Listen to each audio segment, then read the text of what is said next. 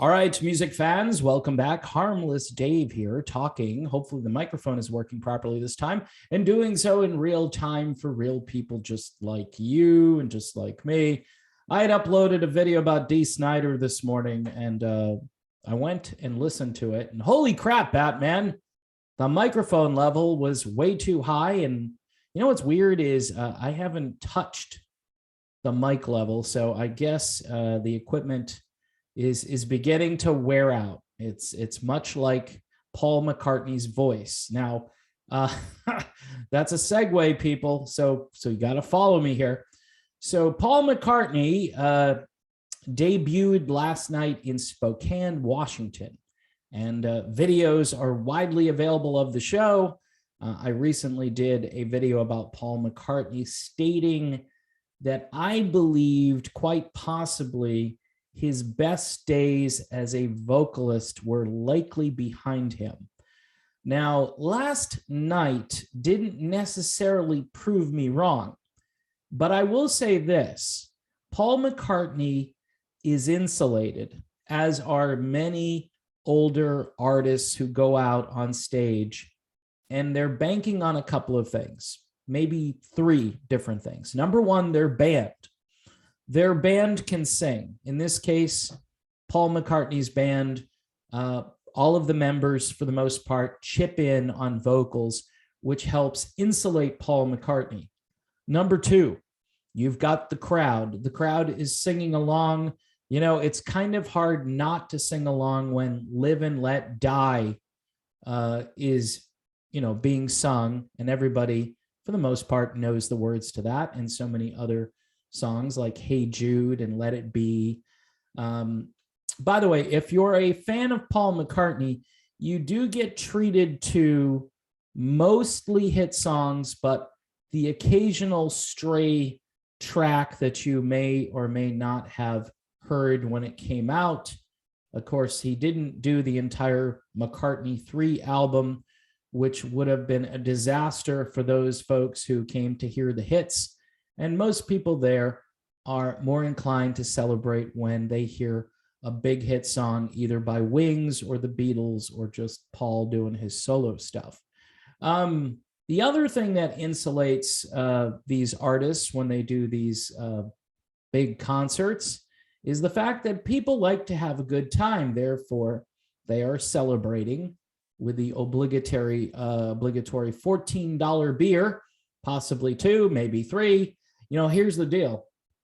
If you can afford a ticket to go see Paul McCartney, you have no problem forking over $14 for a beer, a bottled beer, not even a draft, which typically you get 16 ounces versus 12. For me, I would probably buy the draft. The problem is you're going to wind up spilling it on someone if it's not in a bottle, and if you're not in an aisle seat, because you're going to have to step over people who get clumsier and more abusive during the evening. Not necessarily abusive, but just clumsy and not very self-aware. I was at a concert recently, and the people to the left of me, I had clowns to the left of me and jokers to the right of me, and all of them were not very self-aware, meaning that they felt as though they were the only ones sitting in that row. So it's interesting when you go to a concert, there's a lot of people watching, and there's a lot of interesting dress codes that you get to see, especially from people who are getting older and have no business putting on certain clothes anymore. But that's another video, and I'd be more than happy to tackle that topic again later. Like I said, let's get back to Paul McCartney. So with all of those things I described, the insulation from the vocalists, the crowd, the fact that people are maybe inebriated a little bit, or a little lit or buzzed, depending on what your terminology is.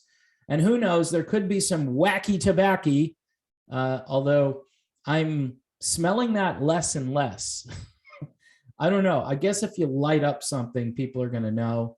And the ushers probably will come over and say, what's that stuff? and confiscate it for themselves. But the show itself, from what I got to listen to, was actually a little bit better than what I thought it was going to be. Now, I'm comparing this, by the way, to recent concerts by the one and only John Bon Jovi. Now, Paul is almost 80 years old, whereas John Bon Jovi just turned 60. So, you know, I will say this, the material that John Bon Jovi has to sing certainly does more damage to your vocal cords than most of the music that Paul McCartney has to sing. And Paul McCartney had a natural falsetto, which I think he still has. He just gets very warbly. Okay, now I looked up the term warbly, and basically I got a definition like tends to warble, in the process of warbling. All right, and if you know what I'm talking about, the warbly voice, meaning that age has taken its toll on the vocal cords. Paul McCartney is not Tony Bennett, with all compliments to Tony Bennett, because he's kind of a force of nature, and he does sing material that's in a certain zone, whereas again, he's not dealing with Live and Let Die or really any of the Beatles' big songs from their early days where you really had to belt it out and at times scream a bit. So Paul, almost 80 years old, I did do a video a few weeks ago, a couple weeks back, where I was critical of the fact that he was going back on tour after hearing his last tour and then finding out we had what, $4,000 tickets.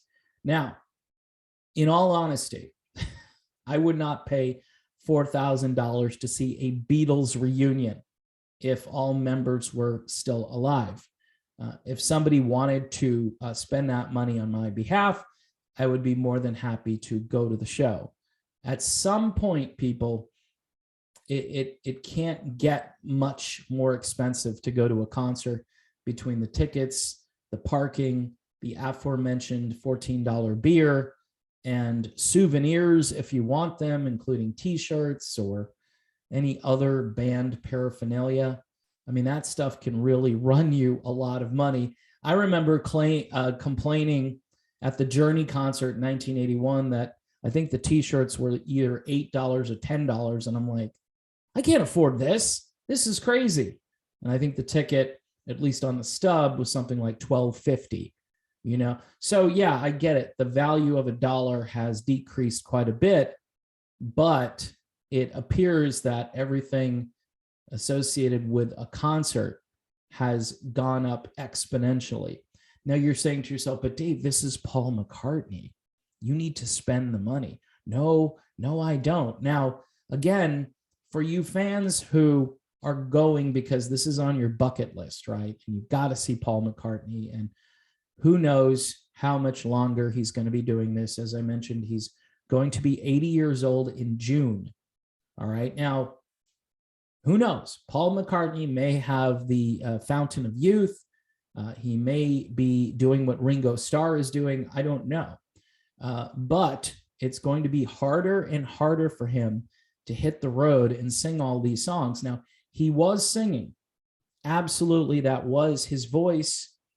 I don't think Paul McCartney would ever lip sync a song, whereas we learned the other day that John Bon Jovi is willing. And I think in the case of John Bon Jovi, he might be suffering in a way that we don't even know. Somebody said on a couple of posts that I was reading on Bon Jovi, on John Bon Jovi, that he might be hurting vocally in a sense where it's painful and it's difficult. So again, I'm not here to just dump on either one of these guys, but if I were going to give the edge to anybody, it would be Paul McCartney at 80 years old versus John at 60. And again, we talk about the material being much more difficult for John Bon Jovi.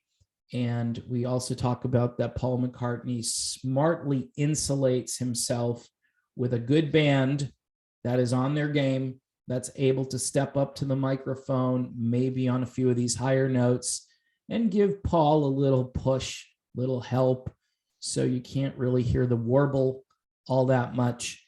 And at times, Paul didn't sound embarrassing. It wasn't as cringy as I thought it was going to be. I think what Paul tries to do, and I've noticed that even in his diminished vocal capabilities, if his voice keeps moving and it's an active song and it's not a super slow kind of, the Long and Winding Road, for instance, wouldn't be a great song. And I'm not sure if he performed that song, but my hunch is that wouldn't be a good song for his voice right now in its current state. Whereas a song like Can't Buy Me Love chugs right along and his vocal cords are reacting to kind of the faster pace, and it's not, the warble goes away a bit, whereas it'll come back again on things like Hey Jude and Live and Let Die. But, if you're going to spend, $3,000 or $4,000 to go to a concert, my whole deal is that you probably should get your money's worth.